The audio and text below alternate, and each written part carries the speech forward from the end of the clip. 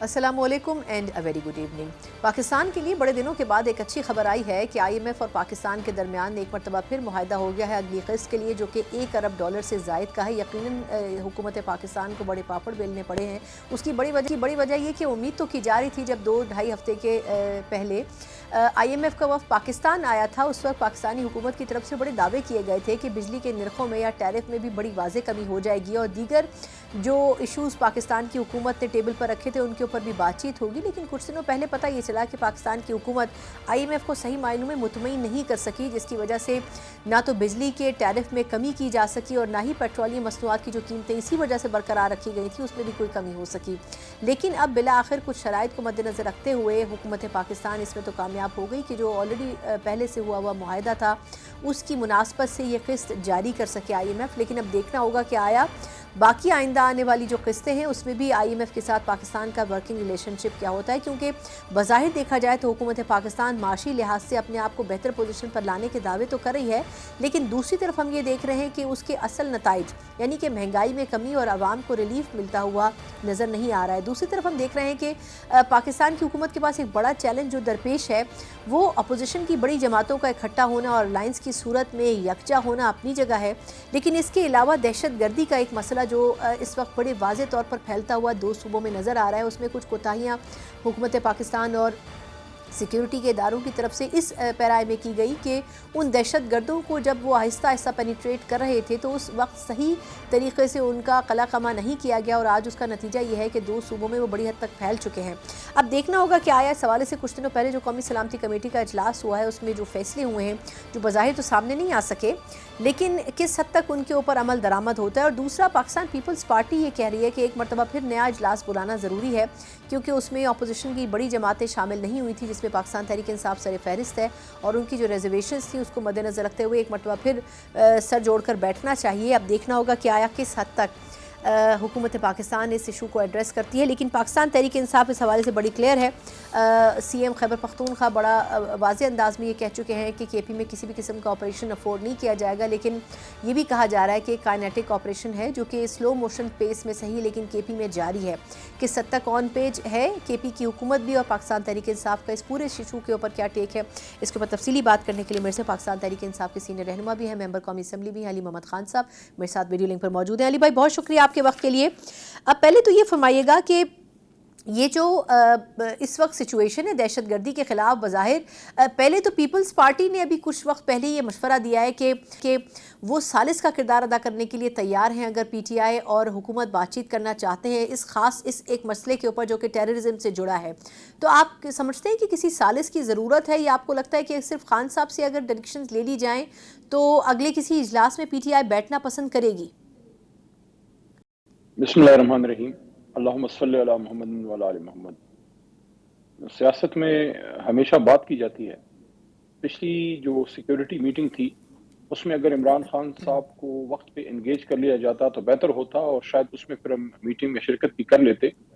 اصولی طور پہ ہم نے فیصلہ کیا تھا کہ شامل ہوں گے، لیکن خان صاحب سے ملاقات نہیں ہو سکی، ورنہ میرے خیال میں وہاں ایک ٹھیک ٹھاک شرکت ہو جاتی۔ لیکن اگر پیپلز پارٹی آگے بڑھ رہی ہے، وہ یہ کہتے ہیں کہ وہ بیچ میں کوئی رول ادا کرنا چاہتے ہیں، تو میں تو اس کو ویلکم کہوں گا کہ بالکل وہ اپنا ادا کریں اور کوشش کریں کہ یہ جو دہشت گردی کا مسئلہ ہے اس کو ہم سیاست کی نظر نہ کریں۔ عمران خان صاحب کو بھی آپ لے آئیں، اور فارمر ہمارے فورن منسٹر جناب شاہ محمود قریشی صاحب، جن کا کوئی نام ہی نہیں لے رہا، قریشی صاحب آپ کے ایسٹ ہیں، اور خان صاحب کے وزیر خارجہ بھی رہے اور بھٹو صاحب کی جماعت کے بھی وہ رہے، تو وہ بھی ایک کام میں آپ کے ایک ایسٹ ثابت ہو سکتے ہیں، آپ کو گائیڈ کر سکتے ہیں۔ ہم سب موجود ہیں، ہمارے دور میں دہشت گردی کے خلاف ہم نے بھرپور کارروائی کی ہے، تو اگر یہ سب کو اعتماد میں لے کے خان صاحب کو بھی بلا کے بٹھایا جا سکتا ہے، اس کے بعد جو آپ کا کوئی سٹینڈ ہوگا اس پہ دنیا بھی یقین کرے گی کہ now the government of Pakistan or the state of Pakistan is serious and they mean business.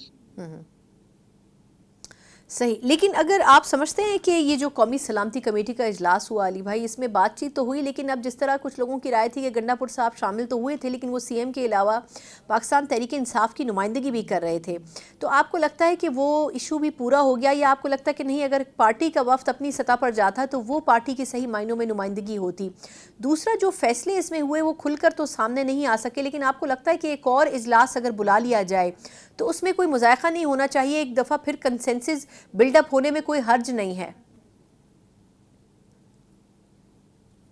وزیر اعلیٰ تو اپنی کانسٹیٹیوشنل پوزیشن جو ان کا ریاستی عہدہ ہے، وزیر اعلیٰ خیبر پختونخوا کے طور پہ وہ شامل ہوئے، انہیں ہونا تھا، ذمہ داری تھی، کیونکہ ان کا صوبہ فرنٹ لائن پہ اس کو فیس کر رہا ہے، ان کے جوان شہید ہو رہے ہیں، پولیس والے، فوجی بھی ہمارے ہی جوان ہیں، ایسا تو نہیں ہے کہ ان کو ہم سب اون نہیں کرتے، لیکن پارٹی کی ریپرزنٹیشن نہیں تھی، پارٹی کی طرف سے پارلیمنٹری پارٹی اگر آتی، ہم لوگ آتے، اپوزیشن لیڈر ہوتے، پارٹی کے سٹنگ چیئرمین ہوتے، تو میرے خیال میں پھر وہ زیادہ بڑا انپٹ ہوتا۔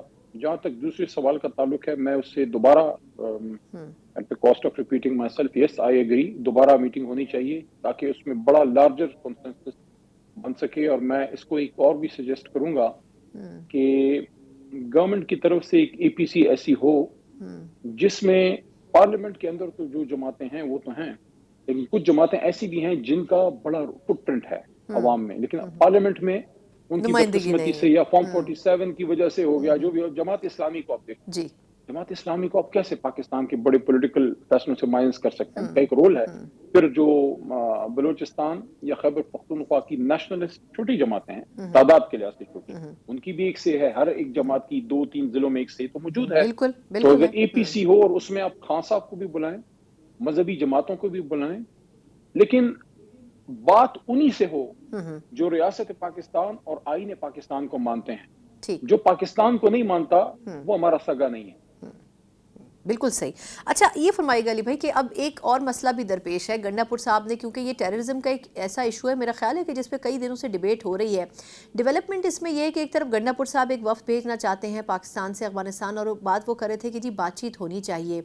اب پہلے تو حکومت یہ کہتی رہی یا اسٹیٹ آپ کی یہ کہتی رہی کہ جی بات چیت نہیں کرنی، ان کو ختم کرنا ہے، لیکن اب ہم دیکھ رہے ہیں پچھلے 1-2 دن میں کہ افغانستان کے جو نمائندے تھے وہ پاکستان میں ملے، پھر محمد صادق صاحب جو کہ افغانستان کے حوالے سے خصوصی نمائندے مقرر کیے گئے ہیں وہ بھی اب افغانستان جا رہے ہیں، اور افغانستان نے اس پہ کنونس ہو گیا ہے کہ وہ تھوڑا سا اس کو کنٹرول کرنے کی کوشش بھی کرے جو ٹی ٹی پی سے ریلیٹڈ ہے، تو اب لگ رہا ہے کہ بات چیت کا ماحول تو بن رہا ہے، تو ایک طرح سے کہ آپ پی ٹی آئی کی بیانیے کو تقویت ملی، اور دوسرا یہ کہ کیا آپ سمجھتے ہیں کہ اگر بات چیت ہو تو اس کو کس طریقے سے کنونس کیا جا سکے گا کہ وہ ٹی ٹی پی پاکستان کی سرزمین کو بھی چھوڑ دے؟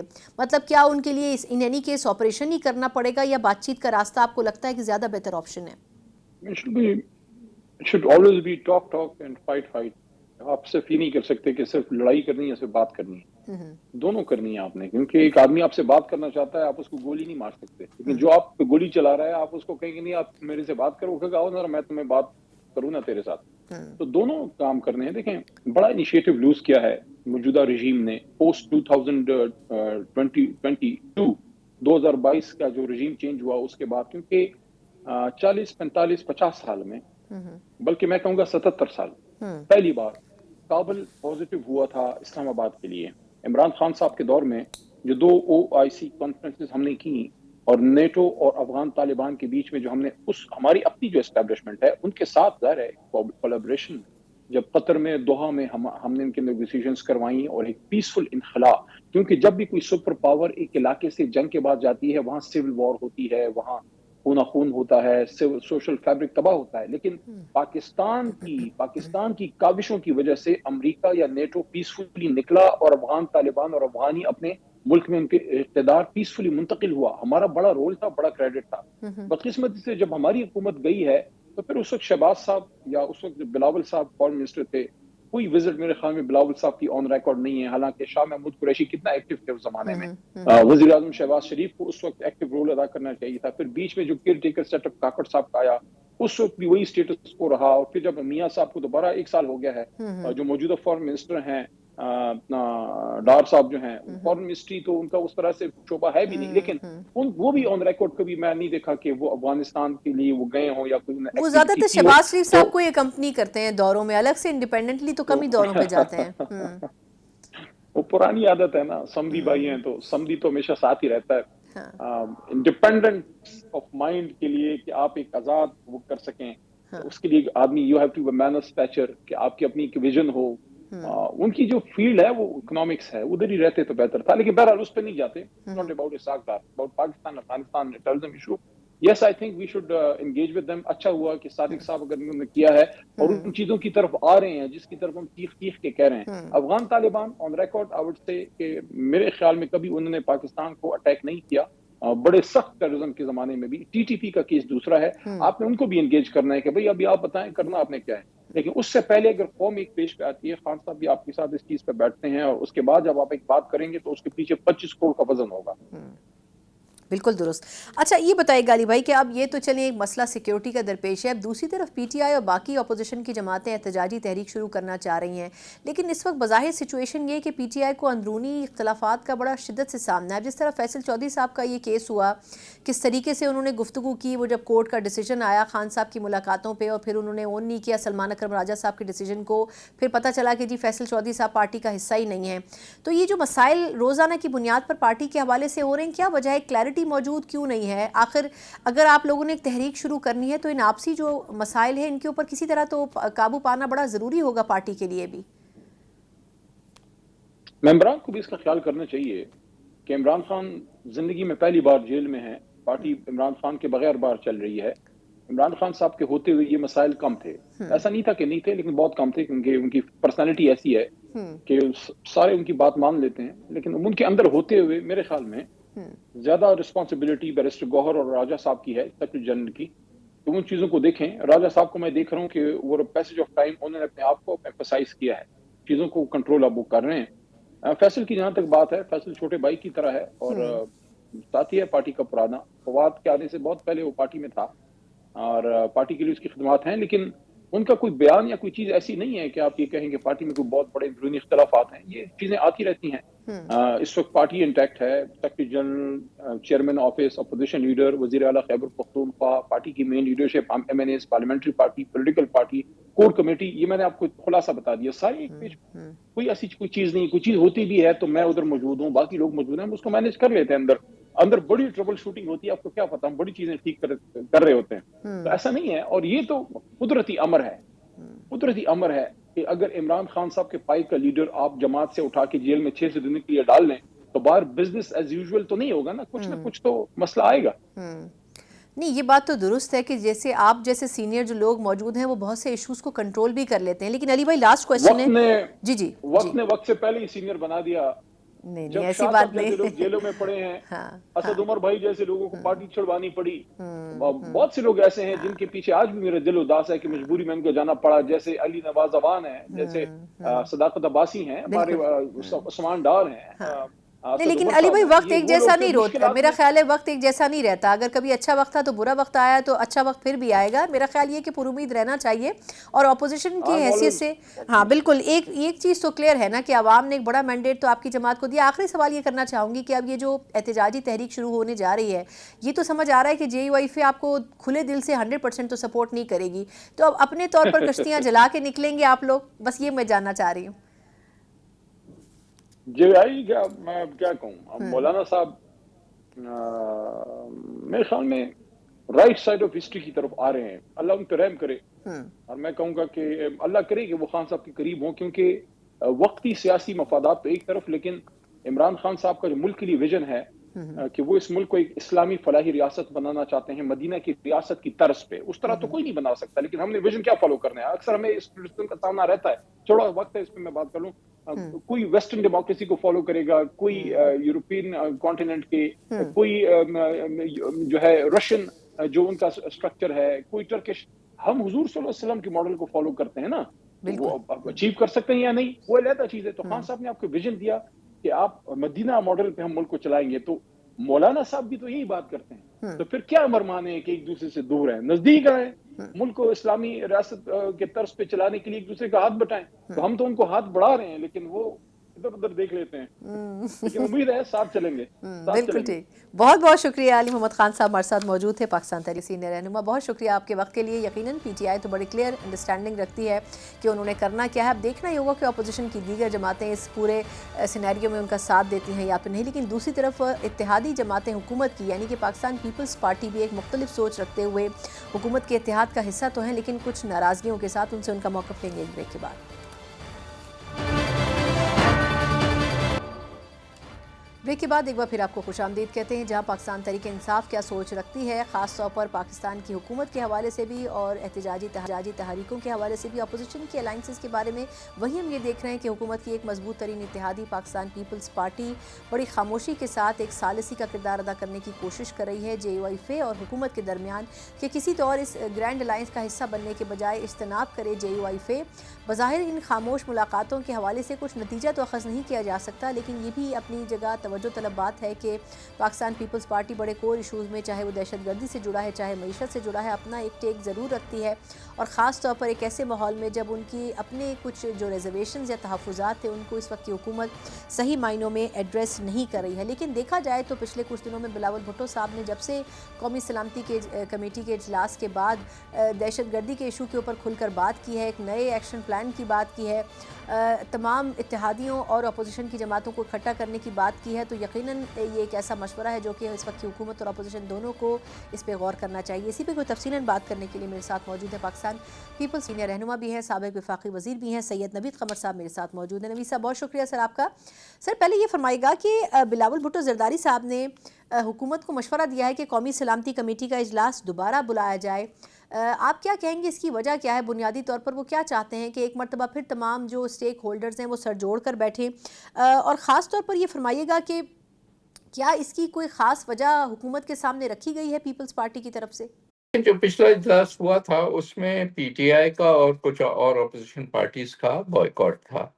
اب کیوں کیا یا ہونا چاہیے تھے نہیں، یہ تو وہی اس کا جواب دے سکتے ہیں، لیکن ایک تشنگی رہ گئی کہ نیشنل کنسنسس کی ہم جب بات کر رہے ہیں تو پھر it should be a truly national consensus, اور جو پارٹیز اس میں for one reason or other نہیں آئیں تو ان کو شامل کیا جائے، تاکہ ایک براڈ بیسڈ پالیسی ایسی ہو جس میں سب کی مشاورت، گورنمنٹ، اپوزیشن ایکسیٹرا، سب پارٹیز اس میں ہونی چاہیے۔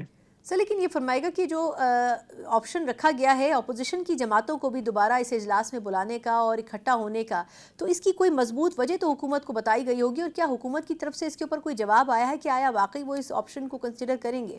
ظاہر ہے کہ ہم چاہیں گے کہ گورنمنٹ اس کو سیریسلی کنسیڈر کرے، اور نہ صرف گورنمنٹ بٹ اسٹیبلشمنٹ بھی اس کو کنسیڈر کرے کہ ہم تمام، ظاہر ہے کہ اگر پی ٹی آئی یا اتنی بڑی پارٹی کوئی نہیں شامل ہوتی اس ساری بات میں، تو پھر وہ ایک ون سائیڈڈ قسم کا ایشو ہو جاتا ہے۔ اس لیے ایفرٹ یہی ہے کہ تمام جو مین اسٹریم پارٹیز کم از کم ہیں وہ اس میں شامل ہوں، تاکہ ٹیررزم، دیکھیں ٹیررزم ایسا نہیں ہے، وہ نہیں دیکھتا کہ آپ گورنمنٹ ہیں یا اپوزیشن ہیں یا پی ٹی آئی کے سپورٹر ہیں یا پیپلز پارٹی کے سپورٹر ہیں۔ جب بم بلاسٹ ہوتا ہے یا لوگوں کی جانیں جاتی ہیں یا اٹیکس ہوتے ہیں، ملٹری انسٹالیشنز پہ اٹیکس ہوتے ہیں، تو نقصان سب کا ہے نا، نقصان پاکستان کا ہے، پاکستانیوں کا ہے۔ تو ہمیں کوشش کرنی چاہیے، جیسے ہمارے پاس ایک ایگزامپل ہے، جب پشاور میں اے پی سی پہ اٹیک ہوا تھا تو اس کے بعد سب نے مل کے ایک پالیسی بنائی تھی۔ آئی تھنک وہ والی اسپرٹ جو ہے وہ انووک کرنے کی دوبارہ سے ضرورت ہے، تاکہ سب اس میں اپنا حصہ محسوس کر سکیں۔ پی ٹی آئی سے بھی یہ جو ہے وہ ریکویسٹ ہوگی کہ بھائی آپ کی سیاست اپنی جگہ پہ، آپ کے ایشوز، خان صاحب کی ریلیز وغیرہ وغیرہ وہ اپنی جگہ پہ، لیکن یہ ایسا ایشو ہے جس پہ آپ کا، ہمارا یا کسی اور کا ویو الگ ہو ہی نہیں سکتا۔ ہر ایک چاہتا ہے کہ یہ جو ہے دہشت گردی ختم ہو، یہ مار ختم ہو، ہمارے لوگ امن امان سے رہیں، چاہے وہ خیبر پختونخوا میں ہو، سندھ میں ہو، پنجاب میں ہو، بلوچستان میں ہو، جہاں بھی۔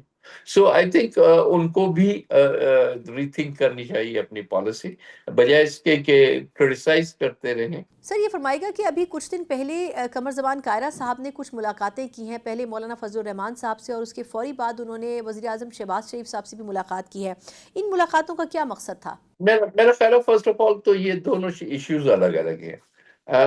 ہم ایک کنسنسس بنا سکتے ہیں ایک سنگل ایجنڈا پوائنٹ پہ جو کہ نیشنل پوائنٹ ہو، اور ہم اپنی سیاست بھی کر سکتے ہیں ایٹ دا سیم ٹائم جو کہ مختلف ہو، جو کہ جو ہے کنسنسس بیسڈ نہ ہو۔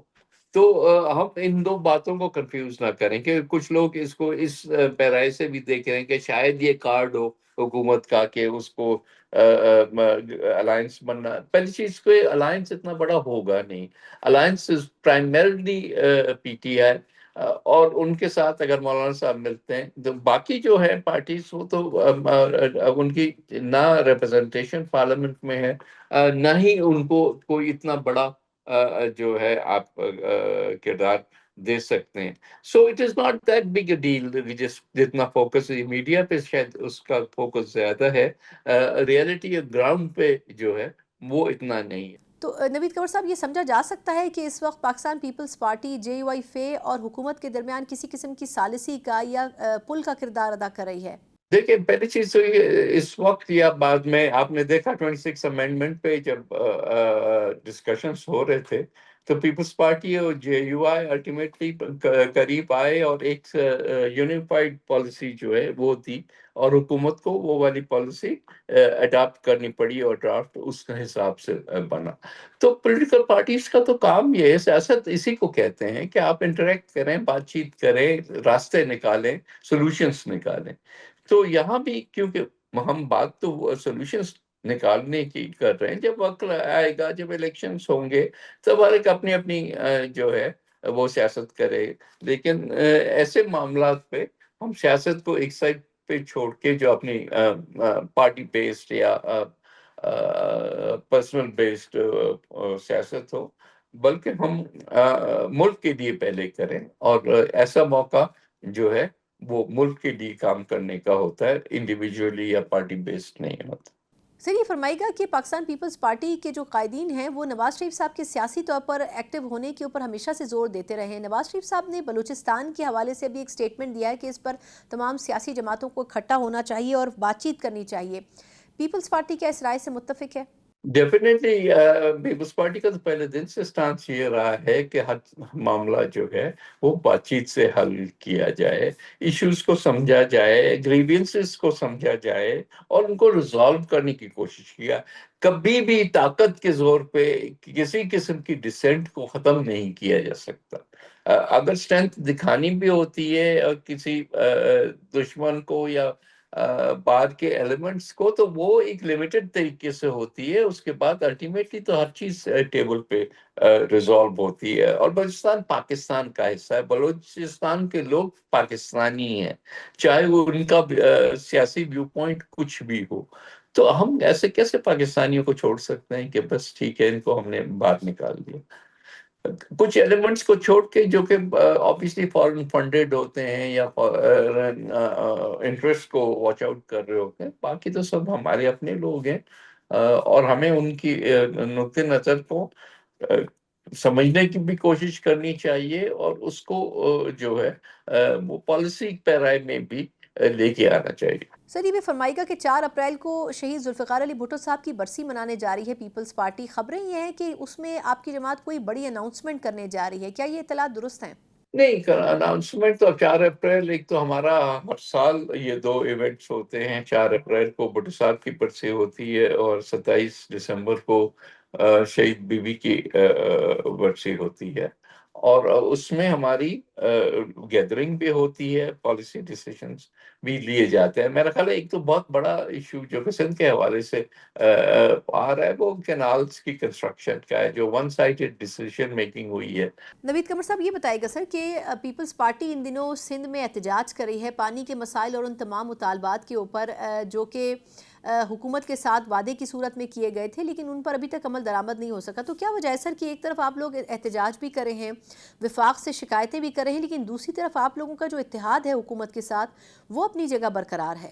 دیکھیں جو پہلا ایشو ہے کینالس والا، اس پہ تو نو کمپرومائز سچویشن آ گئی ہے نا، کہ ہمارے لیے ایگزسٹینشیل ایشو ہے، مطلب زندگی موت کا ایشو ہو گیا ہے، کہ آپ ڈائیورژن جب پانی کا کرتے ہیں تو سندھ کا تو پرائمریلی جو ایک دو شہروں کو چھوڑ کے باقی ایگریکلچر پہ، اور ایگریکلچر بغیر پانی کے نہیں ہوتا. تو اس لحاظ سے اٹ از امپورٹنٹ کہ ایک جو بھی چیز ہوتی، اور اتنا بڑا ڈیسیشن بغیر کنسنسس کے، بغیر الائنس کو آن بورڈ کیے ہوئے حکومت نے کیا ہے. تو یہ حکومت کی غلطی ہے کہ دے تھنک کہ they can get away with it, کتنے بھی ان کے ساتھ پاورفل لوگ کیوں نہ شامل ہو جائیں. تو وہاں تو ایک بالکل کلیئرٹی ہے. باقی جو پیپلز پارٹی اور پی ایم ایل این کی جو 25 پوائنٹ معاہدہ ہے، وہ ایک ورک ان پروگریس ہے. اس پہ میٹنگز وقتاً فوقتاً ہوتی ہیں. کچھ ایریاز پہ امپلیمنٹیشن میں بہت سخت وہ ریزسٹنس ہوتا ہے. ظاہر ہے کہ پیپلز پارٹی نے بھی اس کو پھر سختی سے جو ہے اپنا ویو پوائنٹ انفورس کرنا ہوتا ہے کہ بھائی اگر یہ نہیں ہوگا تو ہمارے پاس آپشنس اور بھی ہیں. تو آئی تھنک کہ وہاں آئی ایم ایکسپیکٹنگ کہ بیٹر سینس ول پریویل، اور ادھر ہم ایک کنسنسس بنا دیں گے. آخر میں یہ فرمائے گا سر کہ ایک بڑا گرینڈ اپوزیشن کا الائنس بننے جا رہا ہے، اور ہم دیکھ رہے ہیں کہ وہاں اپوزیشن کی جماعتیں تو اکٹھی ہو رہی ہیں، لیکن دوسری طرف آپ کی جو جماعت ہے اس کے بھی کچھ تحفظات ہیں.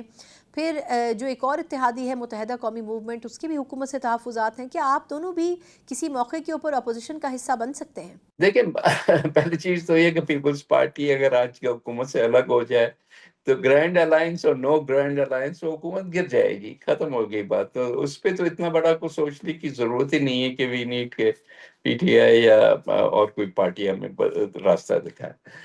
باقی جہاں تک گرینڈ الائنس بھی، فرینکلی میں اتنا اس کو ویٹیج اس لیے نہیں دیتا کہ گرینڈ الائنس میں پرائمرلی تو پی ٹی آئی ہے نا، ایک پارٹی ہے، اور اس کے ساتھ ایٹ دا موسٹ مولانا صاحب اگر جوائن ہو جائیں تو اس کو فورس ملے گا.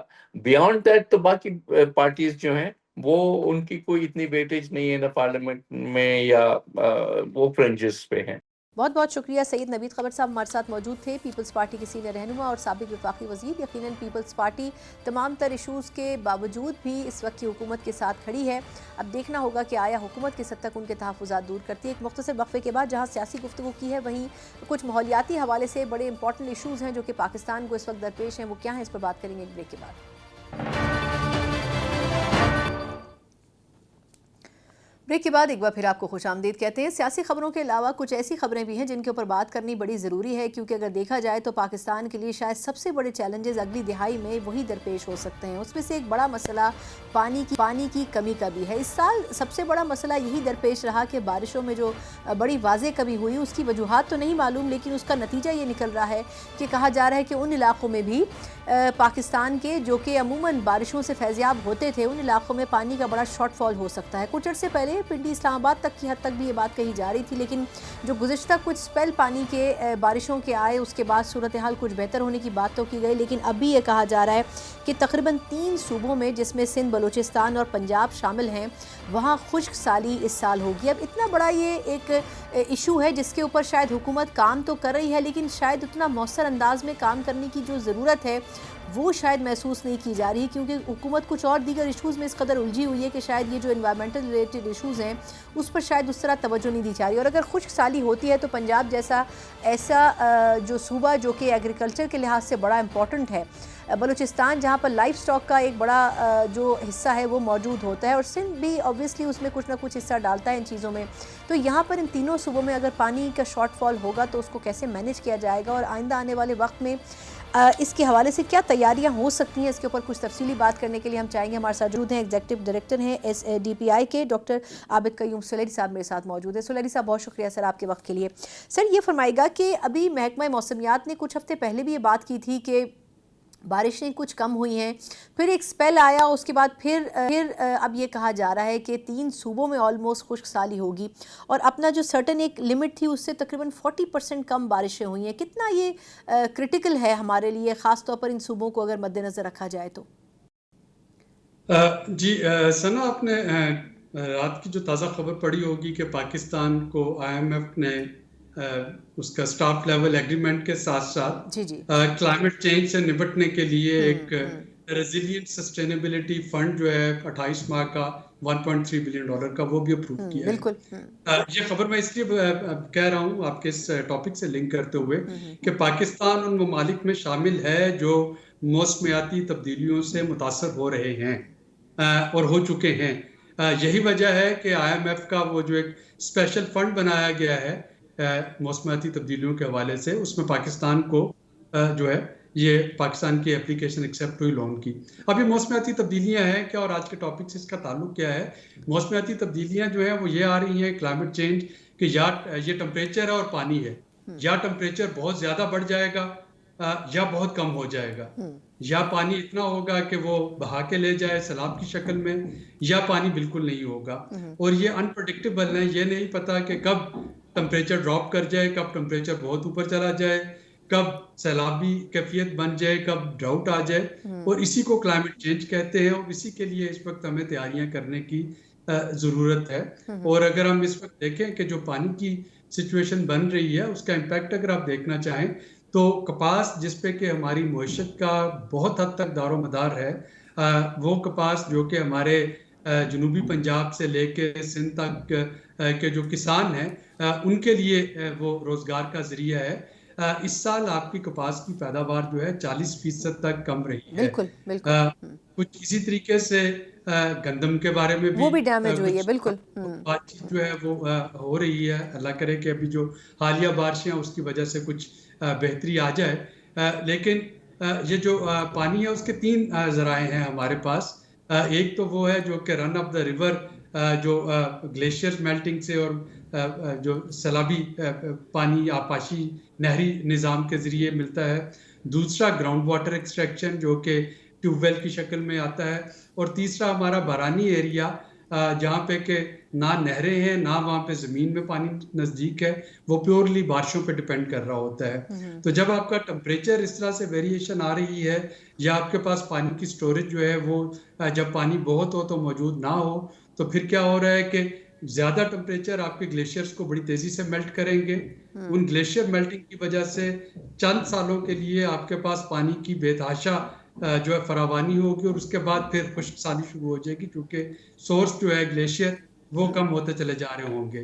اسی طریقے سے یہ جو ابھی پنجاب میں سولر ٹیوب ویل سسٹم آیا ہے، اگر اس کو آپ ایفیشینٹ اریگیشن سسٹم سے لنک نہیں کرتے، اگر کسان اسی طرح سے فلڈ اریگیشن اور وہ جو کھالے اور نکے جو ہیں وہ ٹوٹ رہے ہیں، تو اگر اس کو نہ تو ڈیزل کے پیسے دینے ہیں نہ اس کو بجلی کا بل دینا ہے، تو اس کے پاس یہ انسینٹیو ختم ہو جائے گا کہ وہ پانی کو آپٹیمائز اس کا یوز کرے. بہتر وہ وہی پالیسی بن جائے گی جو کسی زمانے میں بلوچستان میں ایگریکلچر ٹیوب ویل کے لیے فلیٹ ریٹ انٹروڈیوس کروایا گیا تھا. تو آج ہم دیکھ رہے ہیں کہ بلوچستان میں پانی جو ہے زیر زمین طے وہ اب اتنا نیچے جا چکا ہے کہ اس کو ایکسٹریکٹ کرنا وہ تقریباً امپاسبل ہوتا چلا جا رہا ہے. تو پنجاب میں ہمیں سولر ٹیوب ویل میں اس کو ویلکم کرتا ہوں، لیکن اس کے ساتھ ایفیشینٹ اریگیشن سسٹم آبپاشی کے نظام کو بھی بہتر بنانا ہوگا تاکہ ہم اس کو پانی کو پریزرو کر سکیں. لیکن سلیری صاحب میں وہی جاننا چاہ رہی ہوں کہ آپ نے کہا سسٹم کو بہتر بنانا ہوگا. میرا خیال ہے کتنے سالوں سے ہم یہ بات کر رہے ہیں کہ جو بارشوں کا پانی، کیونکہ کچھ سال پہلے تو اتنی بارشیں ہو رہی تھی کہ شاید اوور فلڈڈ ہو گئے تھے ہم.